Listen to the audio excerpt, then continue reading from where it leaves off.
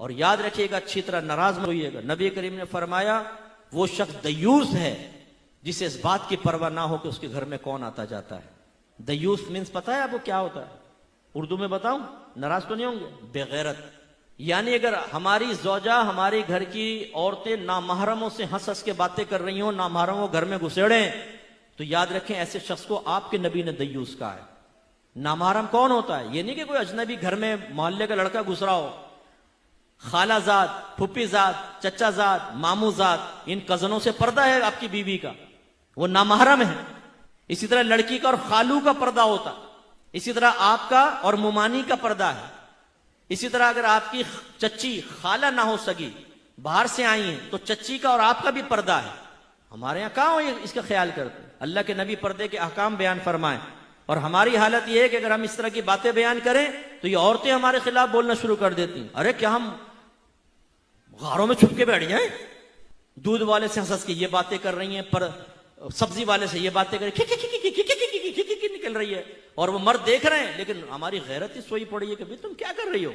ایک غیر مرد کے ساتھ دروازے پہ کھڑے ہو کر تم باتیں کر رہی ہو، شرم نہیں آتی؟ بی بی فاطمہ رضی اللہ تعالیٰ عنہ، جگر گوشہ رسول کا عالم یہ تھا کہ آپ نے اپنی خادمہ سے پوچھا یہ بتاؤ حبشہ میں لوگوں کو، عورتوں کو دفن کیسے کیا جاتا تھا؟ انہوں نے کہا کہ ہمارا ایسا ہوتا تھا کہ چارپائی پہ عورت کو لٹا کر چاروں طرف ایک کپڑے کی ڈولی سے بنائی جاتی تھی تاکہ کسی کی نظر نہ پڑے، اور پھر دفنایا جاتا تھا۔ بی بی فاطمہ رضی اللہ تعالیٰ عنہ نے کہا مجھے اسی طرح دفنانا، اور فرمایا اگر میں فوت ہو جاؤں تو رات کے وقت میری میت کو لے کے جانا تاکہ کسی غیر محرم کی نظر میری چارپائی تک پر نہ پڑے۔ وہ بی بی فاطمہ نبی کریم صلی اللہ علیہ وسلم کی بیٹی، تربیت یافتہ، یہ کہے، اور یہ بی بی فاطمہ کو ماننے والی، ان کی نیازیں کھانے والی یہ کہے کہ ہم پردہ نہیں کریں گی، اور گھر کا وہ سرپرست بے وقوف قسم کا وہ کہتا ہے کہ جی میں پرمیشن دیتا ہوں تم بغیر پردے کے گھومو پھرو۔ یعنی کتنی بہنیں مجھے ایسی ملی ہیں جو یہ کہتی ہیں کہ ہمارے شوہر یہ کہتے ہیں کہ میرے دوست آئیں، رشتہ دار آئیں، بلا پردہ سامنے بیٹھو۔ اور ایک شوہر نے تو دلیل یہ دی کہ دیکھو جب میں اپنے دوستوں کے گھر جاتا ہوں ان کی بیویاں میرے سامنے بیٹھ جاتی ہیں۔ یعنی وہ تم اگر بغیرت ہو، وہ اپنی بیویوں کو بغیرت بنا کے تمہارے سامنے بٹھائے تو تمہاری بیوی بھی بغیرت بن کے تمہارے دوستوں کے سامنے بیٹھے اور دعوت نظارہ دے۔ مرد کی نیت کا کیا معلوم؟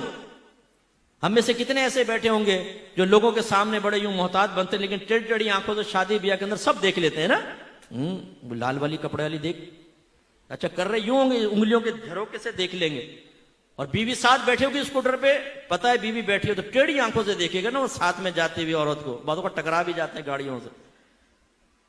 تو جب ہماری نیتوں میں اتنا فتور ہے کہ شیطان کچھ نہ کچھ ڈال دیتا ہے، تو آپ نے یہ کیسے سمجھا کہ گھر کی عورت کے شیطان سے بالکل پاک و صاف ہو گئی؟ شیطان اس کے ذہن میں خیال نہیں ڈال سکتا، غیر مرد کی طرف اس کی توجہ نہیں جا سکتی۔ یہ ہماری ذمہ داری ہے کہ شیطان کچھ نہ کچھ ڈال دیتا ہے، تو آپ نے یہ کیسے سمجھا کہ گھر کی عورت کے شیطان سے بالکل پاک و صاف ہو گئی؟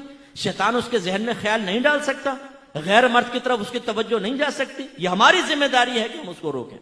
نبی کریم تو یہ کریں اور ہم نہ کریں، غلط چیز ہے نا۔ ایک مرتبہ نبی کریم صلی اللہ علیہ وسلم حجرے میں داخل ہوئے، سیدہ عائشہ صدیقہ رضی اللہ تعالیٰ عنہ کے پاس ایک شخص کو بیٹھے ہوئے دیکھا، چہرے انور کا رنگ بدل گیا، جلال کے آثار نمایاں ہوئے۔ سیدہ عائشہ نے عرض کیا رسول اللہ یہ میرے رضائی بھائی ہیں، یعنی ہم نے ایک ہی ماں کا دودھ پیا ہے۔ تو پھر سرکار کا جلال کم ہوا، یعنی جلال میں تشریف لائے کہ گھر میں اجنبی مرد کیسے؟